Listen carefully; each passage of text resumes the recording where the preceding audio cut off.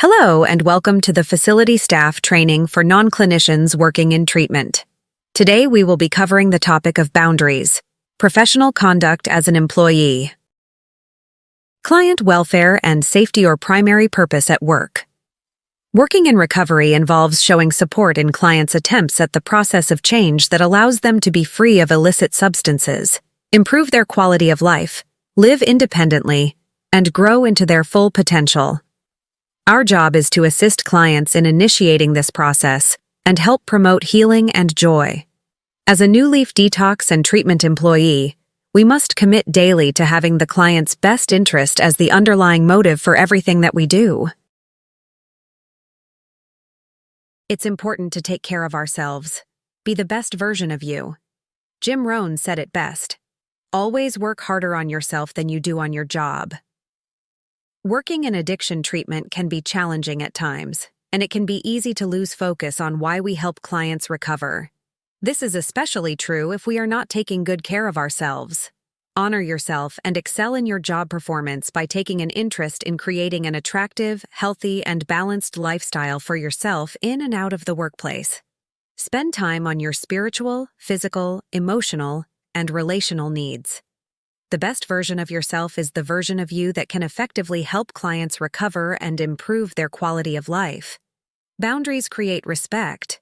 Respect creates self-esteem and appreciation for others, and self-esteem will almost always translate into showing love for yourself and those around you. You cannot give away something you don't have already. New Leaf has taken the time to design a method and a code to help you define the best behaviors while at work and even at home.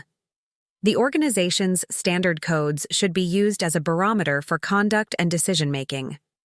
The Company Code of Ethics. This set of standards was created by New Leaf Detox and Treatment to utilize when staff is faced with tough ethical or moral decisions. By following the Code of Ethics, staff has an opportunity to make ethical choices at work in every way. It's a blueprint for making the right decisions. Click on Code of Ethics. Code of Conduct.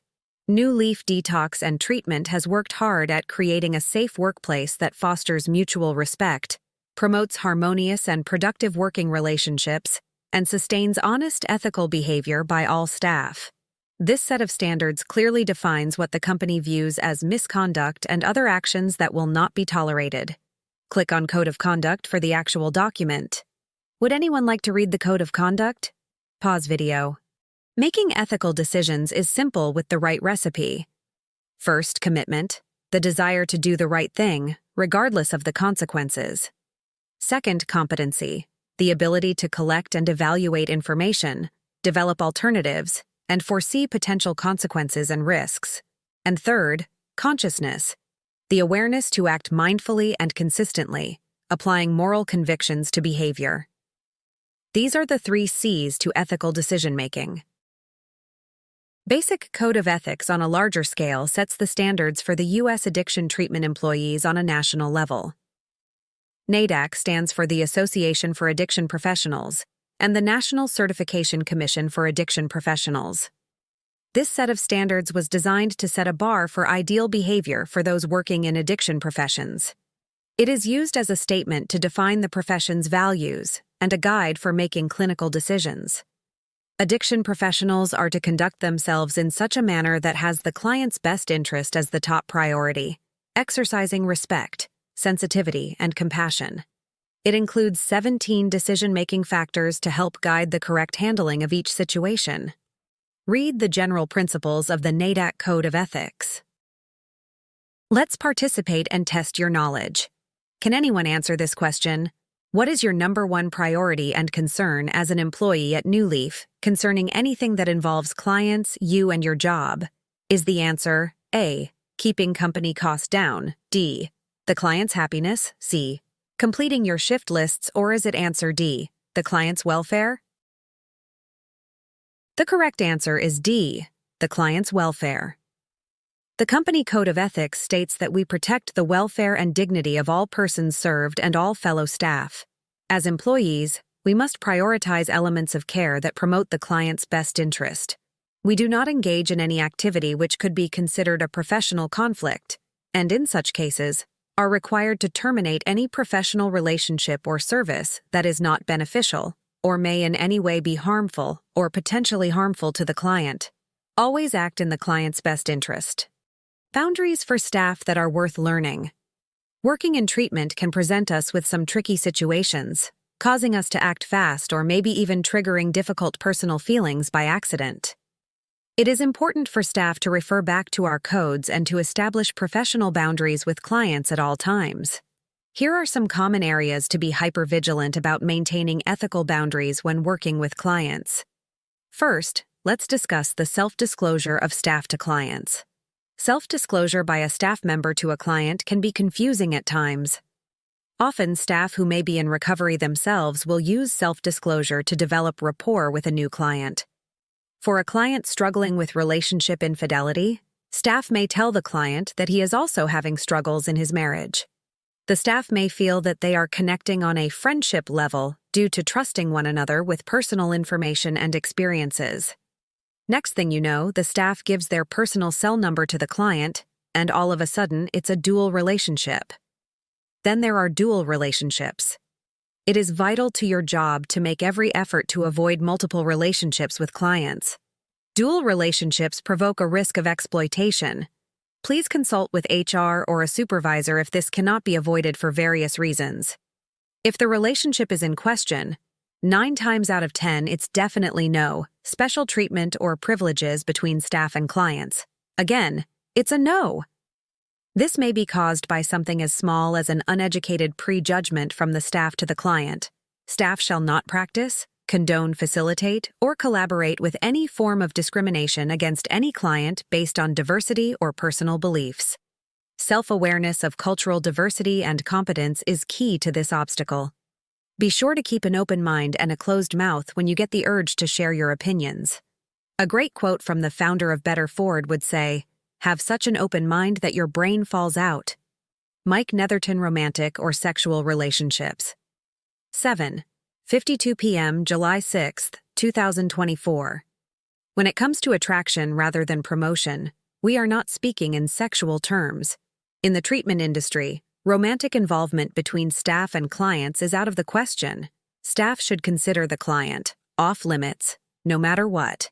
If staff verbally insinuates inappropriate misconduct or conspiracy to commit sexual misconduct, they will be terminated. Keep one-on-one time with the opposite sex to a minimum, and no male staff or male client in the female client's bedroom with the door shut, ever. Always ask a female staff to get the client, and, no matter what, knock first and announce yourself first. Last but not least is client confidentiality. Always remember, clients entrust the organization to comply with the legalities of protecting their privacy. This goes for staff discussion amongst one another as well. If your coworker tells you details regarding a client's sexual preference or an intimate detail given during a therapy session, and the client is currently enrolled in the program, is that considered professional conduct? The answer is no. Refrain from all gossip and disclosure of any client's confidential information. If unsure or question a circumstance or situation involving sexual misconduct, please report to their immediate supervisor promptly. Always act as the facility's body of authority and in the company's best interest, the client's welfare.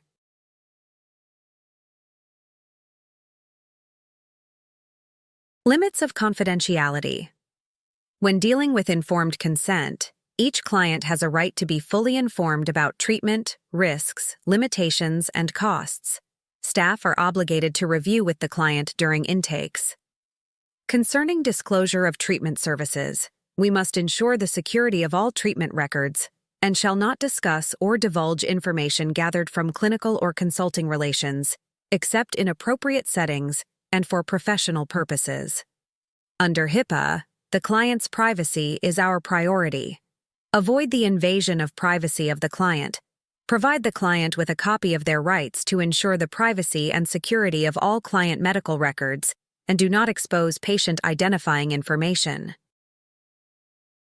When addressing informed consent, we are speaking about disclosure of treatment services.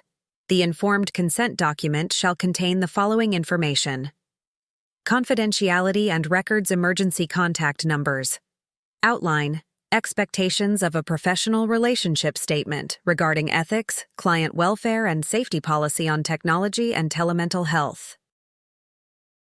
Let's test your knowledge regarding confidentiality. Listen to the scenario and decide if this is true or false. If a client's mother calls the treatment center and needs to speak with their son or daughter who is currently a client there, the first thing you do is ask the caller if it's an emergency that she speak to the client. It's okay to let the caller know the client is there, but that they are in therapy at that moment and can call the parent back as soon as they finish with the session. That's right. The answer is false. When answering a facility phone call, the first thing staff must do when they are asked to confirm if a client is in treatment is to look and see if the client has signed a release of information for the person on the phone in their medical chart. If the answer is no, your response should be, "I cannot confirm or deny this person is here. You are welcome to leave a message with me."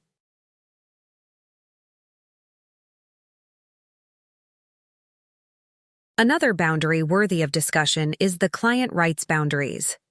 During intake, attending staff has each new client review and sign a copy of the Bill of Client Rights, which is then made available to each client the list of items that the client is entitled to while in the care of the treatment center.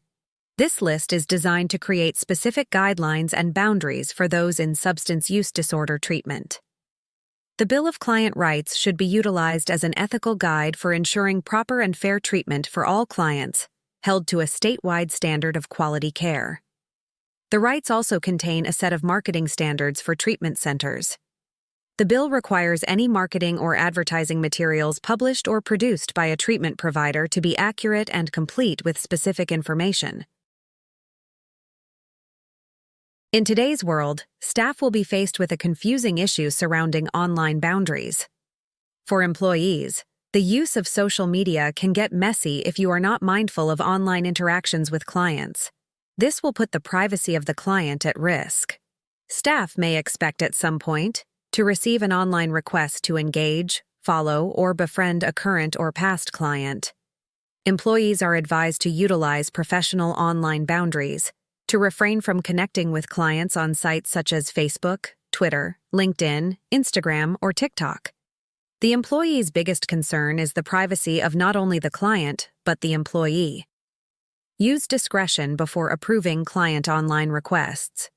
New Leaf Detox has a social media policy that outlines do's and don't of online interactions within company boundaries. Please review the company handbook for further details. Here are a few details on how to use social media. Make sure you use privacy settings on your accounts to safeguard personal information and content. Maintain clear professional boundaries. Always be aware of the effects on your reputation with patients and colleagues, as well as impact on the profession. Refrain from online engagement with clients.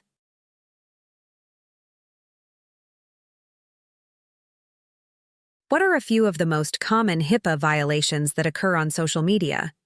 Let's start with number 1. Posting information about patients to unauthorized users, even if their name is left out. Or number 2, sharing photos of patients, medical documents, or other personal information without written consent. And number 3, accidentally sharing any of the above while sharing a picture of something else, anything visible identifying employees and clients. And lastly, assuming posts are deleted or private when they are not. It is necessary to use precautions surrounding social media. To be friends or not to be friends? That is the question. According to the NECHAC Code of Ethical Conduct, addiction workers shall not accept clients' friend requests on social networking sites or email from Facebook, Snapchat, Insta, TikTok, and shall immediately delete personal and email accounts to which they have granted client access and create new accounts. As an alternative, staff are encouraged to create a professional page that clients can follow and interact with on a professional level. One solution is, rather than exposing personal details about your life and potentially exposing clients to personal information or confidentiality breaches, employees are encouraged to make professional pages that allow you and the clients to connect properly without personal risk. In terms of self-disclosure, Being too transparent with clients could pose ethical dilemmas surrounding boundary violations related to online realities, such as increased self-disclosures and unavoidable multiple relationships. It's not always possible within the recovery community to completely avoid self-disclosures and multiple relationships. Boundaries are the key to maintaining professionalism. Please remember to be careful about what you tell about yourself to clients. It's understandable that in some cases, not all self-disclosures can be avoided. A best practice regarding self-disclosure is to talk openly and honestly with clients about not engaging with them online. When it comes to emailing and texting boundaries, BH and addiction professionals who communicate with clients via email or text messages about sensitive, clinically relevant information may expose a client to confidentiality and privacy breaches more easily than you may think. Email correspondence and text messages are not 100% secure. Informal email and text message exchanges, especially during what are customarily non-working hours, may confuse clients about boundaries in their relationship with addiction workers. Employees are to utilize company apps, such as Kipu messaging or company Gmail accounts, to communicate electronically with clients only when needed. To summarize what we have learned in this training today, let's review in a general sense the problems surrounding boundary violations to illustrate why we want to be hypervigilant in practicing professional boundaries at work. Boundary crossings may occur in an isolated event, accidentally or carelessly, and should always be documented, explained, and learned from in a therapeutic environment. Always document any concerns or violations in client files. Lack of boundaries is harmful to all who are involved, including the client, family, colleagues, industry, and/or society. Try to think of boundaries as an invisible line of protection. When someone trespasses on the other person or crosses the line, lack of boundaries can appear in the form of manipulation. Always remember that you cannot control anyone other than yourself. When a person tries to control the feelings, attitudes, behaviors, values, or choices of another person, this is when boundaries are most needed. Lack of boundaries puts clients and staff at risk for exploitation. Participating in a power differential and judgments, these dynamics are based on harming the client, and in return will harm the employee and company. In conclusion to this training, professional boundaries are a requirement for a successful team to treat clients most effectively. Always remember to put the client's welfare first and to take better care of yourself even outside of work. To create a healthy work environment, we must know what healthy looks like. This completes your monthly training course requirements with New Leaf Detox and Treatment. Please sign the acknowledgement waiver and thank you for attending.